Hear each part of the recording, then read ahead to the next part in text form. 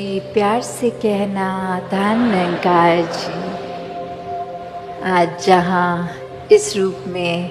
दूर देश की यात्रा के लिए जो अब निकलना है, और वहीं संतों के भी भाव कि कैसे एक जो निराकार है वो तो हर जगह ही एक विराजित है, और कैसे हर किसी ने इसी के आश्रय रहना है, निराकार पे पूर्ण विश्वास रखना है, अपने जीवन में भक्ति को ही प्राथमिकता देनी है। कैसे हर कोई आज भी बार बार यही जिक्र कर रहे थे कि ये जीवन को जीना है तो उसको पूरी तरह जीना तभी कहा जाएगा जब एक जीवन एक भक्ति पथ पे होगा। तो ऐसे ही संतों ने जो आवाज़ शुरू से दी अभी भी, और चाहे कहीं पे भी होते हैं वही भाव आज से कुछ दिन पहले जो 1 महीना मसूरी में भी जाने को मिला, तो भी उधर महापुरुष हर जगह से पहुंच रहे थे, और उनके आने का भी मकसद ये एक सबसे पहली मोटिव ये नहीं थी कि वादियों का, नज़ारों का, ठंडी हवाओं का आनंद लेना है, पर यही भाव वहाँ भी कि कैसे एक पहुँच के सत्संग मिल जाए, एक कैसे संतों के एक संग को अपना पाएं, और वही भाव जहाँ आगे भी जाना है, चाहे वो कोई भी देश हो, तो वहाँ भी हर कोई इसी भाव से युक्त कि एक मन को और ज़्यादा निराकार पे विश्वास टिकाने के लिए एक संगत मिलेगी। तो कैसे हर कोई जब इसी भाव में होता है तो वाकई ही ये जीवन बहुत ही एक मुबारक जीवन बन जाता है। इस संसार में आके हर पल कोई ना कोई हम अपने कर्तव्य को निभा ही रहे होते हैं, चाहे कोई भी आयु में हो, वो रिस्पॉन्सिबिलिटी उस समय की कैसी भी ही हो, पर भक्तों ने कभी भी उसको एक एक्सक्यूज़ नहीं बनाई, एक उसको बहाना नहीं बनाया कि क्योंकि हम इस समय अपने जीवन की इस अवस्था में कामकाज कर रहे हैं, पढ़ाई लिखाई कर रहे हैं या जो भी कर रहे हैं, तो वो एक बात नहीं बनती बाधा भक्ति में, बल्कि भक्त तो वो सारे कार्य करते करते भी भक्ति करते हैं। हर समय ही इस निराकार में मन को एक अपने आप को इसके अंदर एक मिक होकर इसी के एहसास में सारे कार्य करते जाते हैं। तो ऐसे ही कहीं पे भी किसी संत ने कभी नहीं कहा कि ये संसार से नाता तोड़ना होगा तभी परमात्मा में मन लगेगा। नहीं, परमात्मा तो कण कण में है, एक हर एक के अंदर है, हर तरफ है। तो फिर अगर नाता तोड़ेंगे भी तो जहाँ एक होंगे उस जगह पे भी तो निराकार ही है। तो कैसे एक गृहस्थ में रहने की भक्ति की सिखलाई एक संत देते हैं कि अपनी सारी जिम्मेवारियों को निभाना है और किसी जिम्मेवारी से आँख फेरनी नहीं, क्योंकि ये घर परिवार समाज सभी में बहुत ज़रूरी कि हम अपने रोल को ठीक से निभाएं। ये हमारा जो कार्य है संसारिक उसको तो करते जाएं, पर फिर भी इस संसार में रहते हुए भी संसार से न्यारे रहें। इस संसार के रंग में खुद को इतना ना रंग लें कि भक्ति ही करें नहीं, वो समय वो मन की अवस्था सिर्फ क्षण भंगुर चीज़ों में लगी रहे, इस परमानेंट स्थिर परमात्मा पे नहीं। क्योंकि अगर जीवन में खुशी चाहिए होती है तो ऐसे अनेक काम होते हैं जो एक टेम्पररी किए जा सकते हैं, एक उससे हंसी खुशी सब मिल जाती है। पर अगर आनंद चाहिए, एक हमेशा वो एक खुशी से ऊपर का एक अंदर अपने ठहराव चाहिए, कामनेस चाहिए, एक स्थिरता चाहिए, तो फिर ये निरंकार का ही संग करने से होगा, और कोई साधन से ये आनंद मिलने वाला नहीं है। क्योंकि मटेरियलिस्टिक कोई भी चीज़ होगी तो उसका अपना एक एक्सपायरी डेट है कि अभी तो ये हमें नया है, कुछ समय बाद वो पुराना हो जाएगा और कुछ समय बाद तो हमारे काम का भी नहीं रहेगा। और कैसे ये तीनों स्टेजेस में, जहाँ पहले शुरू में इतनी देखभाल, इतनी फ्रीक्वेंट यूजेज, और वही पुराना होने में शायद कबाड़ी वाले पे होगा, तो कैसे ये चीज़ों का संसार में आना जाना कभी रुकेगा नहीं, ये इच्छाओं का मन में आना जाना कभी रुकेगा नहीं। ये एक अक्सर लोग उस तरफ भी हो जाते हैं कि हम एक संसार से एक संन्यास लेने का जो भाव जन्मता है कि एक चीज़ें हमें इतनी ज़्यादा अपनी तरफ आकर्षित कर रहे हैं तो हम चीज़ों को इस्तेमाल ही ना करें। तो ये भाव भी कभी संतों ने नहीं सिखाए, क्योंकि संतों ने तो हमेशा एक मिडिल पाथ सिखाया है कि मध्य मार्ग में रहना है, चीज़ों को चीज़ों की तरह ही इस्तेमाल करना है, उनको अपने ऊपर इतना हावी नहीं होने देना कि फिर बस और किसी चीज़ की एक समझ ना रहे, एक याद ना रहे, सिर्फ वो वस्तुओं की, वो धन दौलत की, वो कार्य की, अपने एम्बिशन की, अपने ड्रीम्स की। तो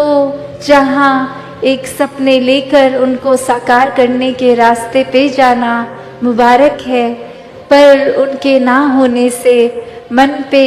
वो उदासी को हावी नहीं होने देना, क्योंकि ये परमात्मा के अनुसार जो हुआ है उसी को प्रसाद समझना है, और वो समझना नहीं, वो है ही। तो कैसे हर किसी ने जहाँ अपने जीवन में भक्ति करती जानी है और वो एक होश में रह के, चेतन अवस्था में रह के भक्ति करनी है। कोई देखा देखी किसी के कुछ करने के पीछे उस दौड़ में उस तरह नहीं, एक समझ कर देख कर इस निराकार को, हर एक चीज़ के पीछे उसका कारण जान के, कि एक सुपरस्टिशन की तरह, अंधविश्वास की तरह कोई काम में नहीं जुट जाना, एक अपने मन तक क्या चीज़ कैसे पहुंच रही है उसको उसी तरह पहुंचने के लिए सही वजह बहुत ज़रूरी है। कि एक चीज़ अगर किसी के हम कहने पे, कोई पीयर प्रेशर पे, कोई माता पिता के कहने पे अगर कि चलो बच्चे संगत चलते हैं,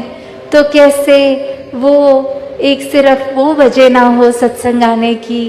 एक कारण खुद अपनी ये कि ये जो रूह है इसकी खुराक ये निराकार, ये सत्संग, सेवा की भावना, सुमिरन, और अगर जिस तरह शरीर को खाने की आवश्यकता हमेशा रहती है कुछ कुछ घंटों बाद, वैसे ही ये रूह की तो 24 घंटों की ही खुराक, ये खाना, इसका पोषण, इसका सभी ये निराकार है। तो कैसे हर कोई अपने जीवन में जहाँ प्राथमिकता निरंकार को ही बना के रखे, इस परमात्मा को ही रखे, तो और भी काम वो इस तरह हो जाते हैं कि उनका होना भी मुबारक हो जाता है और उनका पूर्ण ना होना भी। वो फिर एक भक्त के मन की अवस्था को डिस्टर्ब नहीं करता कि बहुत समय से अपने इमोशंस, टाइम, भाव एक समय लगाकर एक चीज़ की कल्पना करी थी, उसको साकार करने के लिए बहुत यत्न, बहुत मेहनत की थी और आखिर में वो हुआ भी नहीं, तो वो मन में निराशा नहीं, एक मन में भी फिर उस चीज़ के ना होने की भी खुशी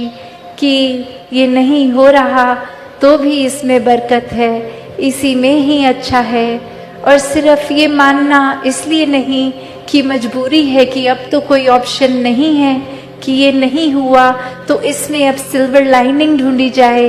इसमें अच्छाई, एक अच्छा कोई कारण ढूंढे मन को मजबूत करने के लिए। नहीं, वो कारण की तरह नहीं, वो अपने आप में ही एक होना उसका एक ब्लेसिंग है, उसका ना होना भी उतनी ही ब्लेसिंग है। तो कैसे हर कोई संसार में जिस तरह एक कवि ने भी कहा कि जब तक नाता जगत का तब तक भक्ति न होए, नाता तोड़ हरि भजे भक्त कहाँ वे सोए। कि कैसे अपने संसार में जिस तरह भी जी रहे हैं, उस चीज़ को, उस काम को उसी तरह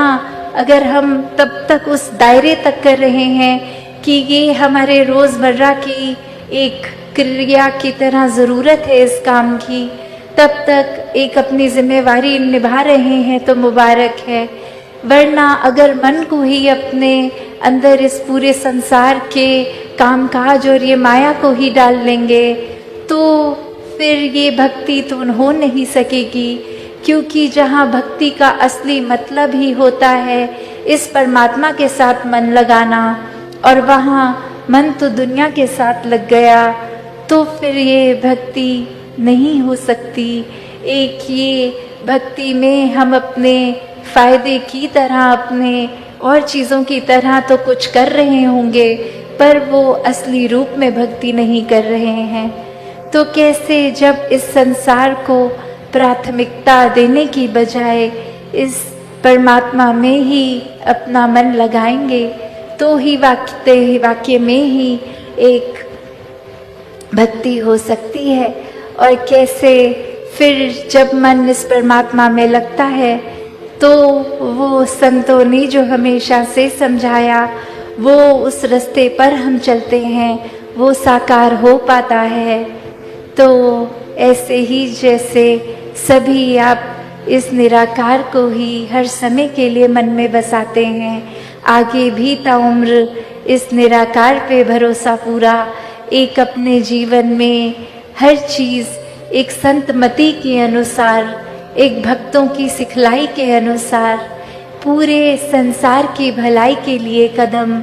ऐसे ही दिशा में जब चलते जाएंगे तो ये जीवन वाकई ही अनमोल बन जाएगा। कैसे फिर जो अभी भी सबने वो समागम के अक्टूबर की डेट्स भी सुनी, कैसे मन जैसे अभी ही एक खुशी महसूस कर रहा है, एक उत्साह कि अब समागम आ रहा है तो सेवा की रुत भी है, तो कैसे अपने आप को ये सेवाओं से भी हम भरपूर कर लें। एक मन को एक नया स्टार्ट अभी से करके कि एक डिस्ट्रैक्शंस तो हर समय की होंगी, कैसे वो डिस्ट्रैक्शंस को अपने ऊपर हावी नहीं होने देना, पर भाव मन में सेवा के हैं तो सेवा को सेवा की तरह ही करना है। कोई उस वजह से नहीं कि ये देखा देखी अगर नहीं करेंगे तो क्या होगा। एक हमारे लिए ही सेवा मिली है तो ये हमारे ही फायदे का सौदा है, ये सौदा किसी और के लिए नहीं